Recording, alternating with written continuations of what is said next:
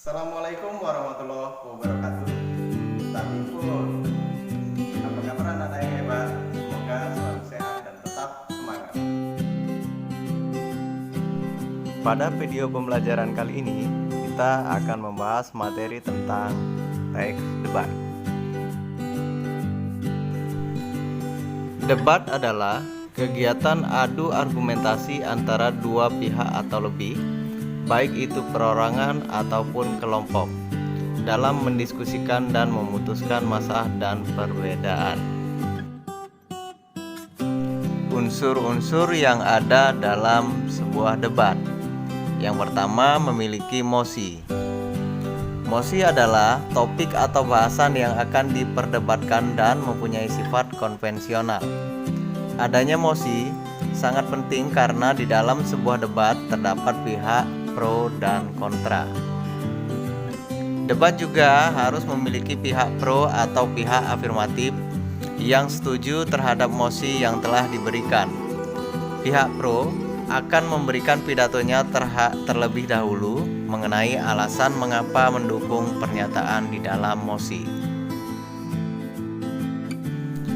Dalam sebuah debat juga harus ada moderator yang bertugas memimpin dan mengatur jalannya debat. Tata tertib debat memperkenalkan masing-masing pihak dan menyampaikan mosi akan dilakukan oleh moderator. Debat juga harus memiliki peserta debat yang nantinya berhak menentukan keputusan akhir bersama juri debat. Dalam beberapa debat, peserta tidak ikut andil dalam penentuan keputusan akhir.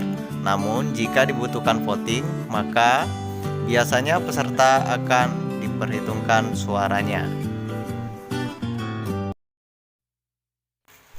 Unsur yang terakhir yaitu adanya penulis atau notulen acara yang bertugas mencatat hal-hal terkait debat yang sedang berlangsung.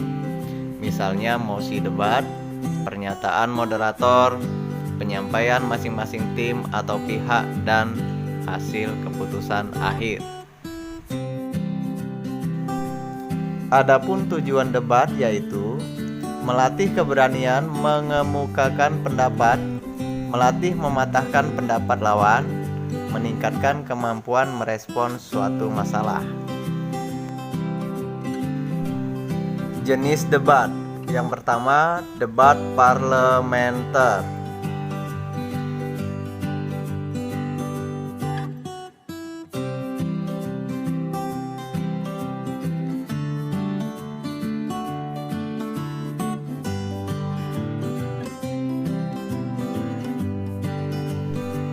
Yang kedua, debat pemeriksaan ulang.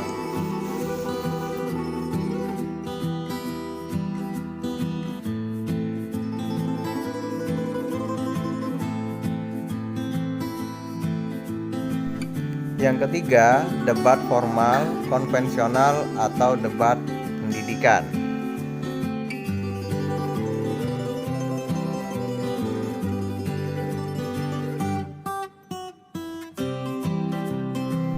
Yang keempat, debat kompetitif.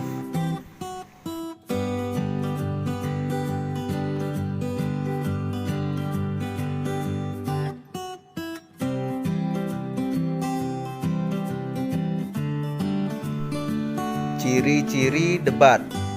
Yang pertama, debat memiliki pihak yang mengarahkan jalannya debat. Biasanya, yang melakukan tugas ini adalah seorang moderator.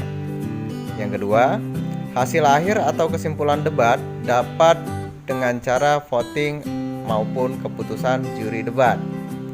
Yang ketiga, terdapat hanya dua sudut pandang yaitu pro dan kontra. Yang keempat, terjadi kegiatan saling beradu argumentasi untuk memperoleh kemenangan salah satu pihak. Yang kelima, terdapat suatu proses untuk saling mempertahankan argumentasi di antara kedua belah pihak yang sedang berdebat. Yang terakhir, di sesi tertentu terdapat kegiatan tanya jawab antar pihak yang berdebat dengan dipimpin oleh moderator.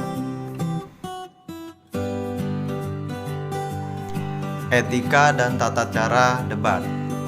Memahami dan menjalankan peraturan debat yang telah disepakati oleh peserta dan anggota debat. Jika seorang anggota debat melanggar peraturan, maka akan berpengaruh pada timnya.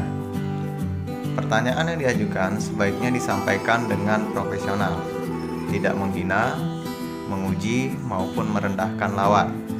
Pertanyaan juga tidak boleh menyerang lawan secara pribadi, namun fokus ke permasalahan yang sedang dibahas. Ajukan argumen dengan analisis yang kritis, masuk akal, dan runtut. Ketiga hal ini akan lebih baik jika dilakukan dengan kemampuan retorika yang baik. Selanjutnya, etika dan tata cara debat. Dalam menyampaikan gagasan, kenali dan pahami kelemahan maupun kelebihan yang dimiliki lawan. Hal ini sangat penting untuk menyusun strategi debat sehingga efektif dalam menyangkal dan mempengaruhi lawan, bahkan seluruh peserta debat. Argumen yang disampaikan tidak perlu terlalu banyak karena waktu yang terbatas. Susun argumen ke dalam poin-poin yang singkat dan lugas, yang merujuk langsung ke permasalahan yang sedang didebatkan. Memahami dengan baik tentang kesalahan-kesalahan dalam berpikir, terutama pada penyelesaian masalah. Hal ini juga berfungsi untuk mengetahui kelemahan argumentasi yang diberikan oleh lawan. Selanjutnya, argumen yang disampaikan tidak perlu terlalu banyak karena waktu yang terbatas. Susun argumen ke dalam poin-poin yang singkat dan lugas, yang merujuk langsung ke permasalahan yang sedang didebatkan. Memahami dengan baik tentang kesalahan-kesalahan dalam berpikir, terutama pada penyelesaian masalah. Hal ini juga berfungsi untuk mengetahui kelemahan argumentasi yang diberikan lawan.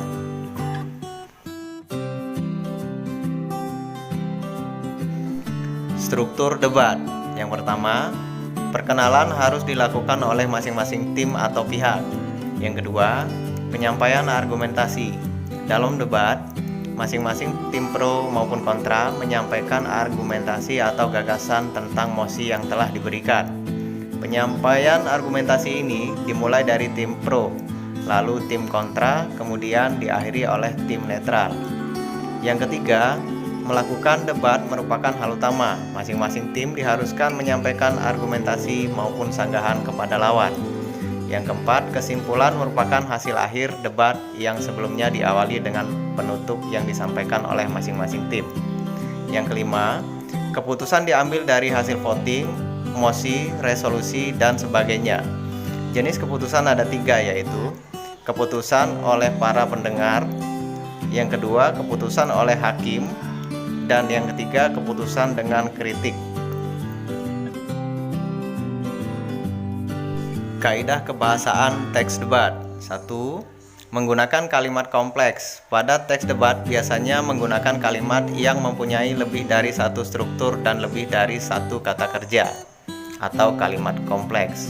Yang kedua, menggunakan konjungsi. Pada teks debat sering memanfaatkan konjungsi untuk menghubungkan kata-kata atau kalimat. Yang ketiga, menggunakan kata rujukan. Pada teks debat biasanya menggunakan kata rujukan sebagai pemberi informasi, seperti ini, itu, dia, beliau, di sini, di sana, dan sebagainya. Nah, anak-anak yang hebat, demikianlah materi pembelajaran kita pada video